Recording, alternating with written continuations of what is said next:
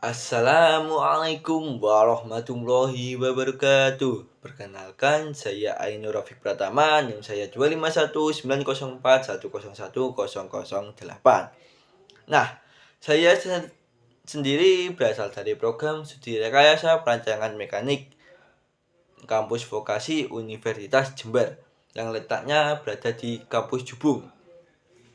Mungkin kalian juga akan tahu tentang kampus ini. Pada kesempatan kali ini, saya akan menjelaskan tentang jenis-jenis ikatan kimia dan struktur molekul. Nah, apa sih jenis-jenis ikatan kimia tersebut dan pengertian dari struktur molekul tersebut? Nah, kita akan bahas dengan rinci dari satu persatu.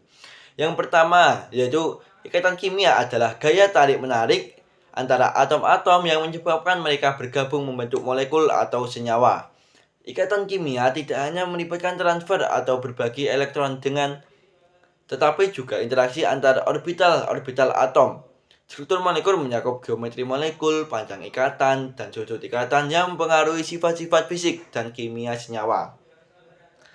Mungkin definisi dari ikatan kimia dan struktur molekul sebagai berikut. Selanjutnya kita akan ke manfaatnya. Nah, di ikatan kimia dan struktur molekul itu memiliki banyak manfaat sama sekali. Sangat banyak, teman-teman. Tapi pada kesempatan ini saya akan sebutkan 3, gak usah banyak-banyak. Yang pertama yaitu sebagai desain obat. Pemahaman tentang ikatan kimia dan struktur molekul sangat penting dalam desain obat.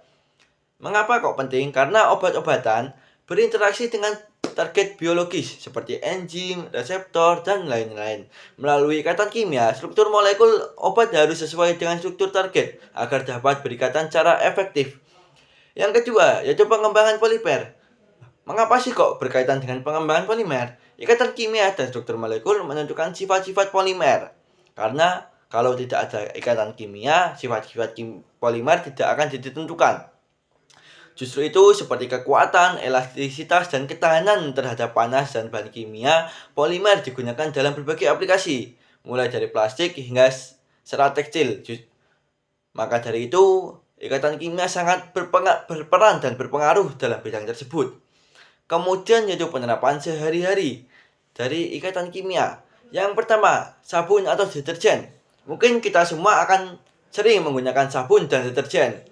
Nah, sabun dan deterjen memiliki struktur molekul yang amfifilik, yaitu memiliki bagian yang polar dan bagian yang non-polar. Maksud dari bagian tersebut yaitu berinteraksi dengan air, sedangkan bagian hidrofobik berinteraksi dengan minyak dan kotoran, sehingga memungkinkan sabun dan deterjen untuk membersihkan permukaan.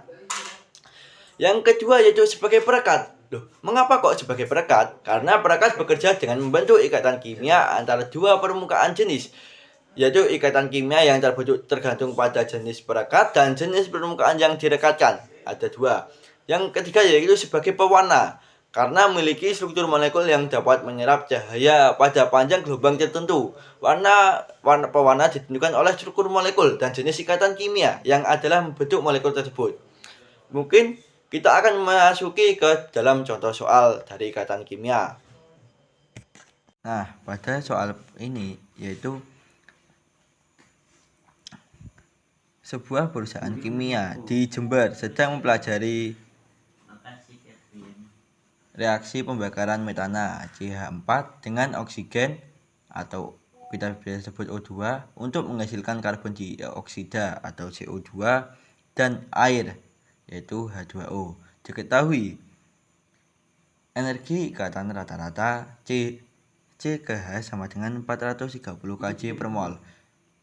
O2 sama dengan 498 kJ per mol. CO sama dengan 799 kJ per mol. U ke H sama dengan 463 kJ per mol. Maka hitung total energi ikatan yang dibutuhkan dalam reaktan.